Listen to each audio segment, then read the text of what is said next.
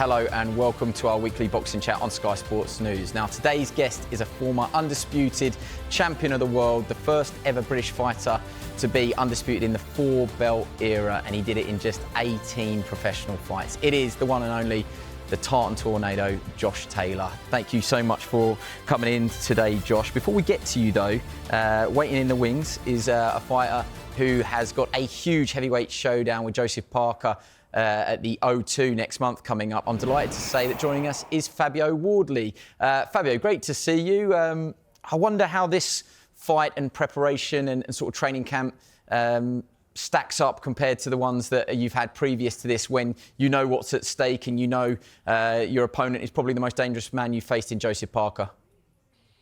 Yeah, there's two sides to it.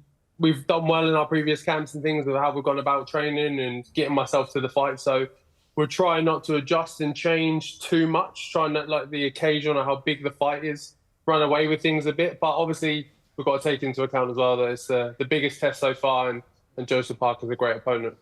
Yeah, I haven't seen a huge amount of it, but there are people that are saying, is it too soon for Fabio? I mean, I wonder if there's a right or wrong answer to that, because if you don't try, you don't know. But there's a lot of people that think outside of Usyk, this is the two form heavyweights. I think you could put Caballero in there as well, but he's earned his billing as sort of the best outside the champion. Yeah, look, him and Caballero probably are 2 and 3, depending on however you want to put it. That's a matter of opinion, but he's definitely up there. And look, whether or not it's the right time, it's an irrelevant question. The opportunity's in front of me. I asked for it. I asked Frank to make the big fights, make the big ones happen. He's pulled out probably the second biggest fight there is out there for me and delivered. So it's my turn to turn up on the night and do what I do best. Can you sum up what's at stake for you? Yep, your record and your professional pride, but also there is this prize at the end of the line, which I'm sure you've not looked at too much, but Usyk is undisputed champion. Unless he vacates the WBO, the winner of this fight should face Usyk probably in 2026. Is that your understanding? And if that is the carrot that's being dangled, just how much of a motivating factor is that to add into the mix? Yeah, look, that's a huge motivator. You're right in the sense I'm not trying to get distracted by that too much right now. Obviously, there is still a big task in front of me to conquer and get past.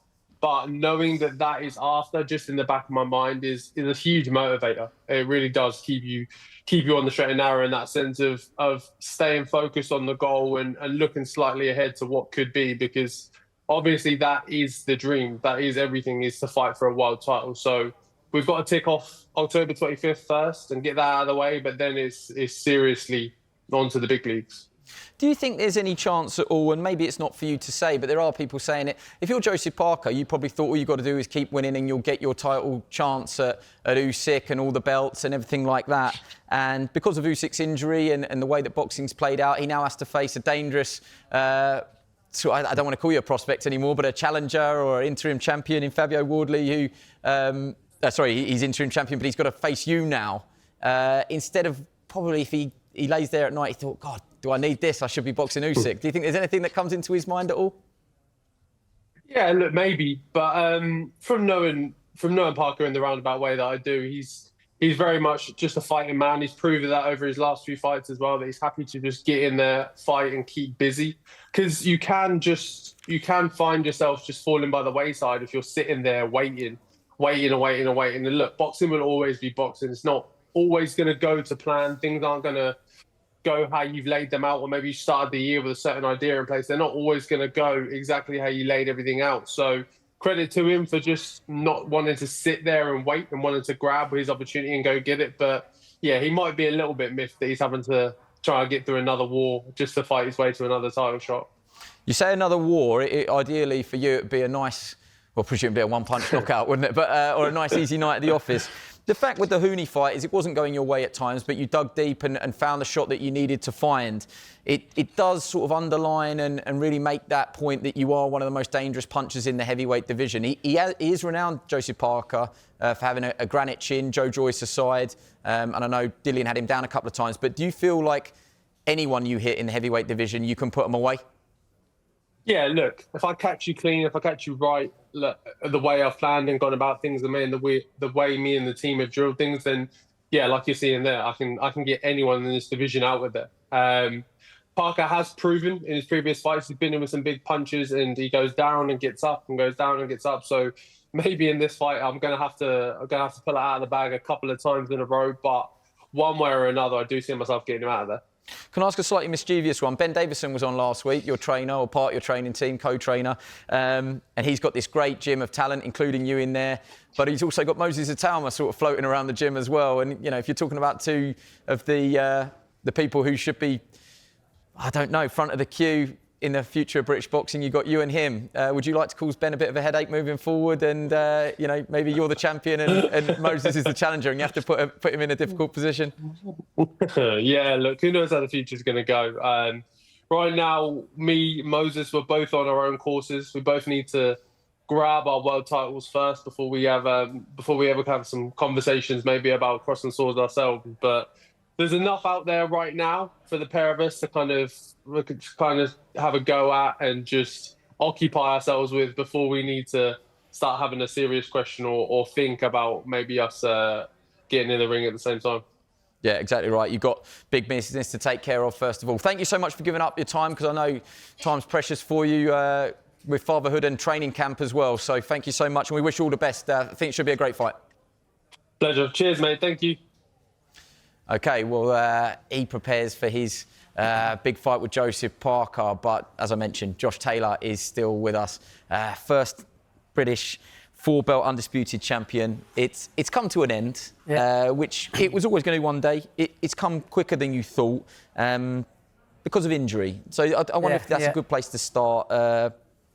Must still be difficult. You know, retirement's never something you want to contemplate. How are you dealing with life after boxing so far? Yeah, I mean, I'm okay now. You know, I've had my ups and I've had my downs. You know, I've had good days and bad days, and I found myself, you know, found it quite difficult a couple of times because I'm at home, I'm by myself, like literally on my own. Everyone's at work, you know, the wife's at work, my parents are at work, my friends are all at work, you know, and I found myself being on my own a lot. So there was days when I was feeling down, I was feeling quite down and dealing with it the wrong way. Yeah, I ended up having a bit of an accident and busting my head open and stuff. So, but I've had a lot of people reach out to me and messaging me, which is really, you know, and ex-fighters and people that have reached out to me and sent really nice messages. So that's kind of helped it and helped soften the blow and helped me move forward with life. You know, it was kind of like the door had been slammed shut in my face. Like I said, I knew that I was coming to the end of the later part of my career. But to end it kind of on medical terms was quite a tough blow. But I've had time when I've sort of sucked that up, and I've had time to reflect on my career. You know, looking at, I'm sitting in the living room, you know, and I'm sitting looking at my media wall with 6 belts in there and a Ring Magazine belt, or 2 Ring Magazine belts actually, you know, in my living room, and the Muhammad Ali trophy and the best boxer of the award trophies of the year and stuff like that. It's all in my living room. So that kind of picks up and I go, God, yeah, you've done okay for yourself. You know, a little boy from Pressing Pans has come on to then conquer the world, literally conquer the world. So I take great pleasure in that and comfort knowing that I achieved my goals and some more. So yeah, now I'm looking forward to life on the other side of the ropes and involved in boxing, you know, and it's starting next week with Nathaniel Collins' fight, hopefully doing a little bit of punditry on that, and hopefully that opens the door to more kind of punditry work and stuff like that, because I need to be in amongst it. It's definitely part of my DNA. But actually, we learnt on the podcast earlier, it's not necessarily your professional achievements that maybe you're that proud of, or most proud of. It's the Commonwealth gold medal. Yeah, the Commonwealth gold, yeah, we touched on it there in the podcast. Yeah, you asked the question, what was my proudest moment? And everyone tends to jump to me becoming undisputed world champion, which I'm very proud of, like, absolutely. But I knew I was going to become world champion. I always knew I was going to become world champion. Like, I was world champion in my mind well before I actually become world champion. I always believed I was going to become world champion. So when it happened, it was kind of like, right, job done. What's next? You know, what's next? And that, which was climbing the mountain to become undisputed champion. But that was just a bonus. You know, my proudest moment of my career was the amateurs days, which is the Commonwealth Games in 2014, winning the gold medal in Glasgow with the Scotland vest on. So standing on top of the podium, singing Flower of Scotland in front of 10,000 Scots, and doing it not only for myself but for my country and representing my country. That was the proudest moment in my career. Yeah, absolutely. Yeah, absolutely brilliant. May I ask you just about some of the other fighters that are around at the moment? You know, Jack Catterall was a point in your career. Yeah. He takes on Echo Esserman, who's obviously your final fight.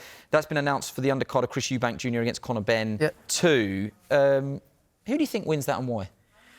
I think it's a good fight. It's a good matchup. But I think that, obviously I've shared the ring with the two of them, but I think Jack wins that fight, and I think he wins it quite comfortably. I don't see Echo causing him any problems. Due to the fact, because I've shared the ring with the two of them, and for me, when I was facing Echo, it was relatively easy.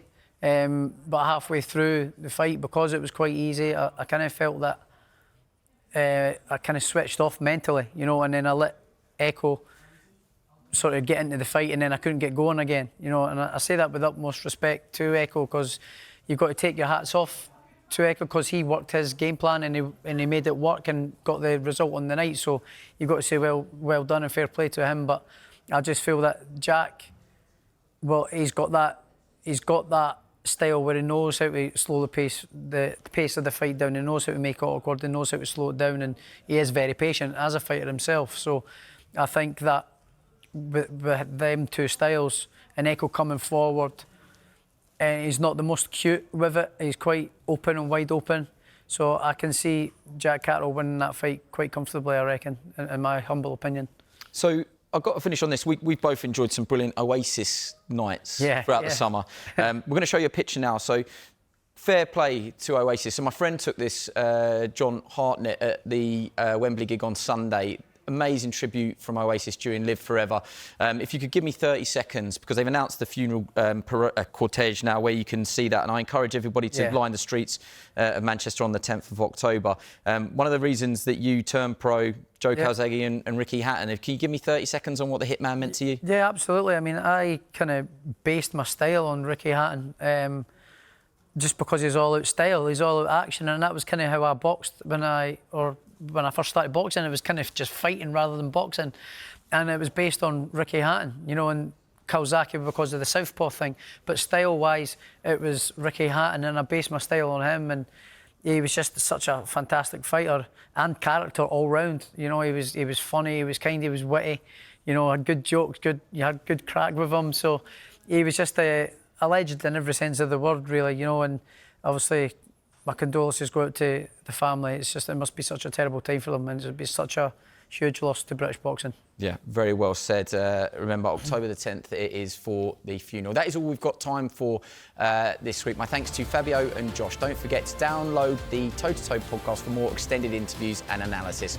We'll be back next Tuesday with more special boxing guests.